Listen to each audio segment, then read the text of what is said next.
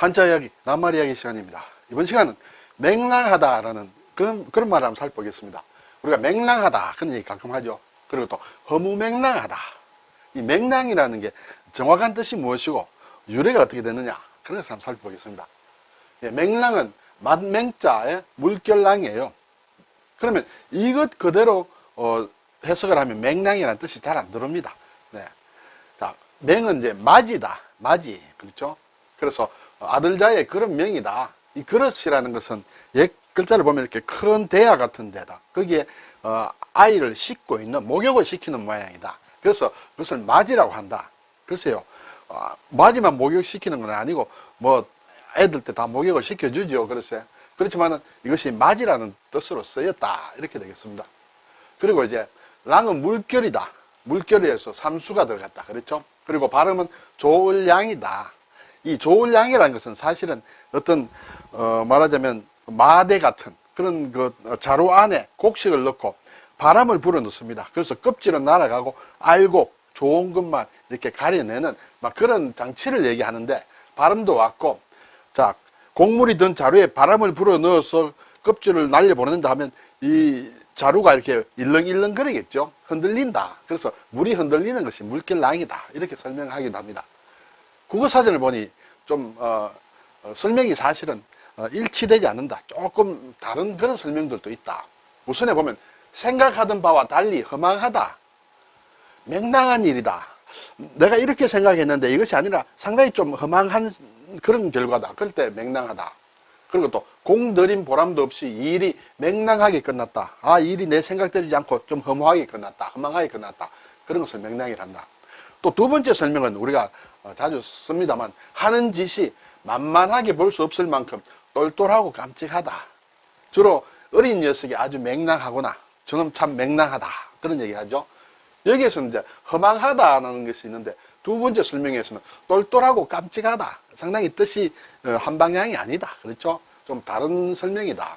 그리고 세 번째 또 뜻은 처리하기가 매우 어렵고 또 묘하다. 이렇게 돼 있어요.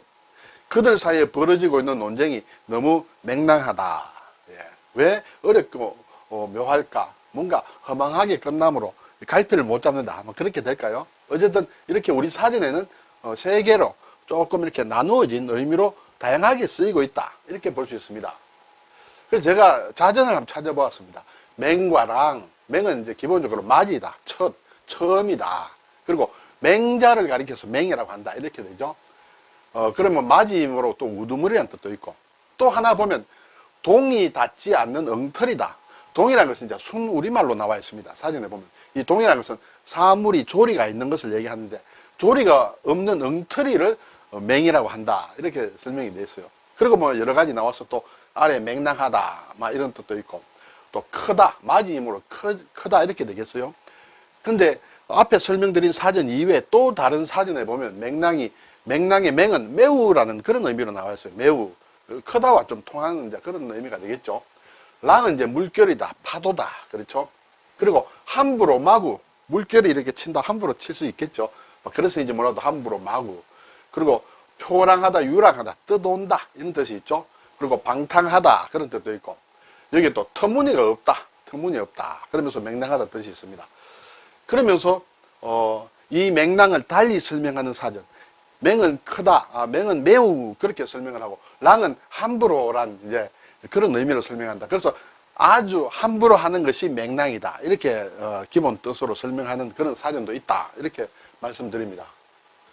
자, 그래서 한중일 같이 쓰이는데, 제가 중국과 일본의 사진을 잠깐 보고 요약을 했는데, 우리의 사진에는 앞에서 살펴본 대로 좀 허망하다, 또 똘똘하고 깜찍하다, 또 어렵고 묘하다, 이런 뜻으로 쓰이는데, 중국에서는 대체로 경솔하다, 경망스럽다, 이런 뜻으로 쓰이고, 일본에서도 좀 종잡을 수 없다, 무책임하고 방랑한다, 이런 뜻으로 쓰이는 거 보면 우리가 쓰이는 것과는 조금 결이 다르다. 그렇죠? 조금 결이 다르다. 어쨌든 이 같은 한자를 이렇게 삼국이 나눠서 쓰고 있다. 이렇게 되겠습니다.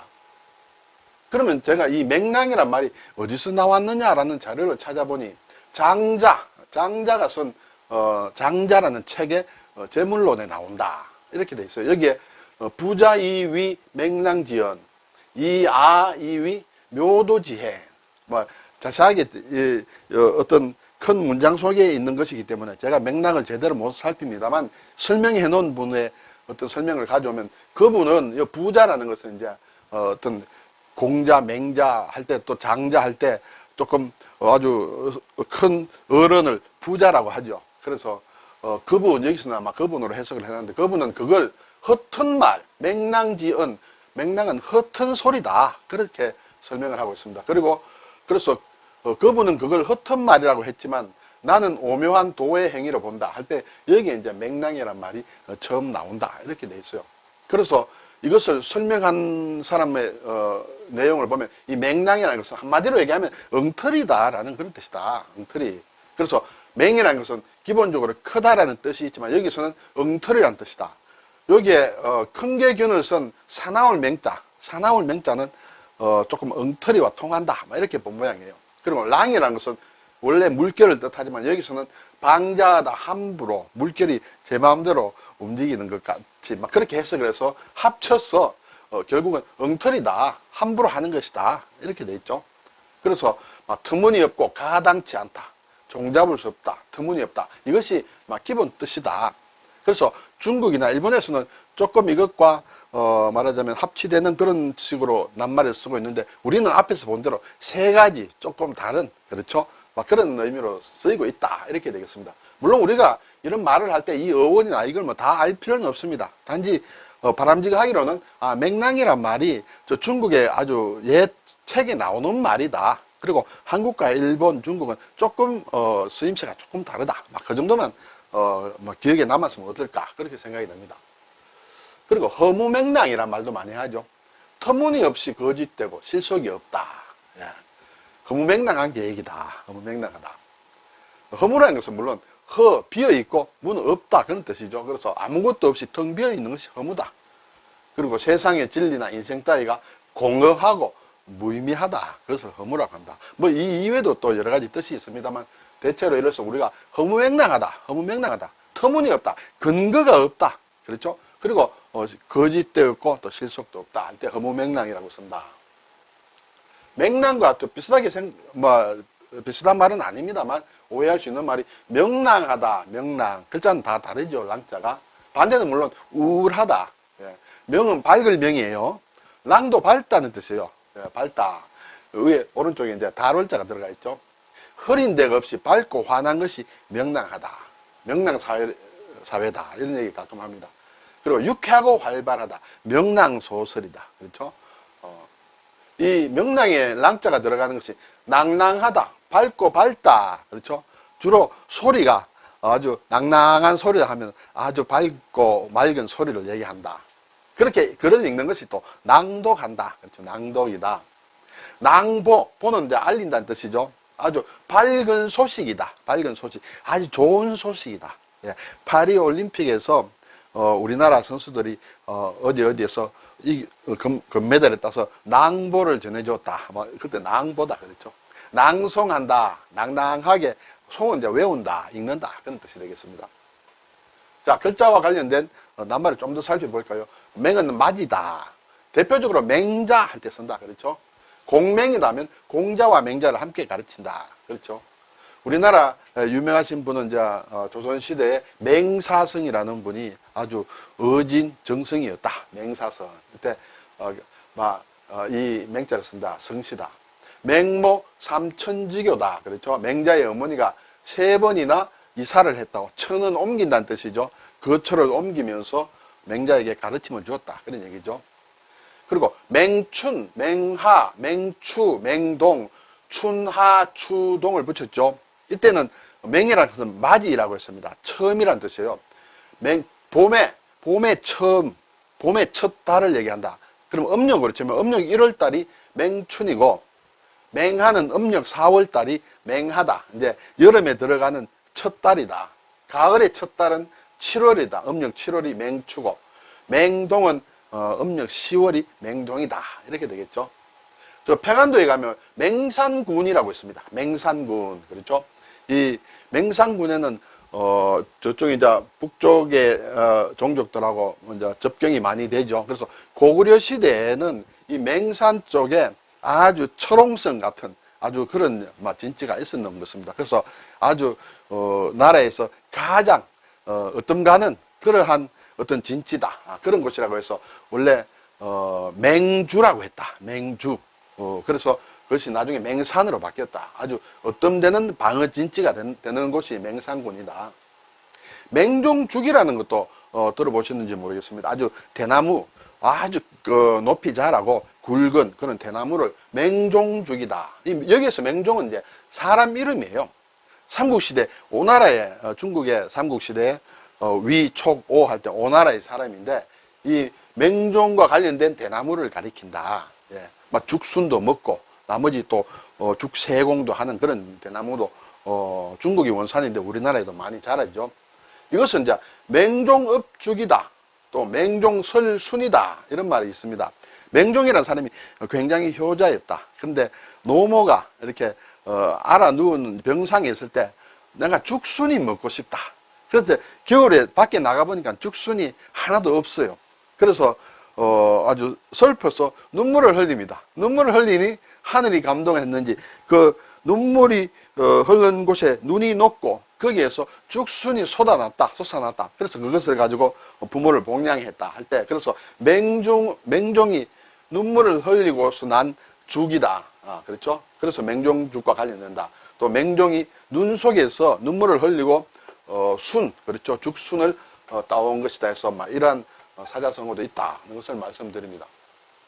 자, 만맹자에다가 큰 개 경자를 붙이면, 견자를 붙이면 사납다는 뜻이에요. 사나울 맹, 용맹하다, 날래다, 갑자기 그런 뜻이에요. 맹견이다, 맹견주의, 사나운 개다. 맹금류다. 금은 날짐승을 얘기합니다. 그렇죠? 우리가 금수 같은 인간, 그렇죠. 그때 쓰는 것이죠. 그래서 아주 독수리 같은 그런 것을 맹금류라고 한다. 맹독이다. 아주 사나운 독이다. 그렇죠. 맹독. 아주 맹렬한 기세로 뭘 한다. 한때에서. 네. 그리고 맹수, 사나운 짐승을 얘기한다. 그렇죠. 맹수, 맹금. 그렇죠. 맹호, 사나운 호랑이다. 옛날에 맹호부대 할 때. 그렇죠. 용맹하다. 할 때. 또, 가정, 맹어호다. 그렇죠. 가정, 가혹한 정치. 그건 세금을 많이 가져간 정치가 되겠죠. 가혹한 정치는 호랑이보다 더 사납다. 그런 것을 할 때 이제 이 사나울 맹자를 쓴다. 랑은 물결랑이라고 했어요. 그렇죠? 물결 파도다. 그리고 함부로 또 방종한다. 경랑이다. 아주 격렬한 파도다. 낭만이다 하는 것은 이제 로맨틱 할 때는 그것을 한자말로 옮기면 낭만적이 되죠. 낭만 그때 쓴다. 낭비다. 낭비한다. 함부로 비는 쓰다는 얘기예요. 함부로 쓰는 것을 낭비라고 한다. 그렇죠? 낭설이다. 설은 말씀이죠. 함부로 얘기하는 것, 근거가 없는, 그렇죠? 그런 것을 낭설, 그런 얘기를 낭설이라고 한다. 낭인이다. 여기저기 이렇게 말하자면 흘러다니는 그런 유랑하는 사람을 낭인이라 한다. 직업도 없이. 그렇죠? 맹랑이다. 네. 보리가 자라서 바람에 일렁거리는 것을 맹랑이라고 한다. 방랑한다. 뜯어오는 것이죠. 불황한다. 이것도 뜯어온다. 그렇죠? 유랑한다. 흘러가지고 다니는 것을 얘기한다. 파랑이다. 파도와 물결이다. 큰 파도, 작은 파도를 합쳐서 파랑이라 한다. 예. 풍랑이다. 바람에 이는 물결이다. 허랑이다. 허랑. 야, 아무 실속 없이, 그렇죠? 이렇게, 행동하는 것을 허랑이라 한다. 허랑방탕하다. 서울에 가면 중랑천이 있습니다. 중랑구. 그렇죠? 이때, 랑으로 쓴다. 중량이 아니고 중랑이다. 이렇게 되죠. 그리고 경남 밀양 밑에 보면 삼랑진이 있다. 삼랑. 물결이다. 그렇죠? 예. 세 개의 물결이 만나는 곳이다. 이렇게, 낙동강이 흘러가면서 밀양강과 이렇게 흘러가면서 물결이 이렇게 세 개 만나는 곳이다. 그렇죠? 여기에, 삼랑진이 있다. 할 때, 이때 낭자를 쓰고 있다. 네. 한중일 보면 맹랑은, 중국의 고전에서 나온 말이므로 똑같은 그런 글자로 쓰고 있다. 그렇지만 의미하는 바는 조금 달리 쓰인다. 하는 것을 살펴보았습니다. 오늘 맹랑, 허무맹랑이라는 낱말을 한번 살펴보았습니다. 감사합니다.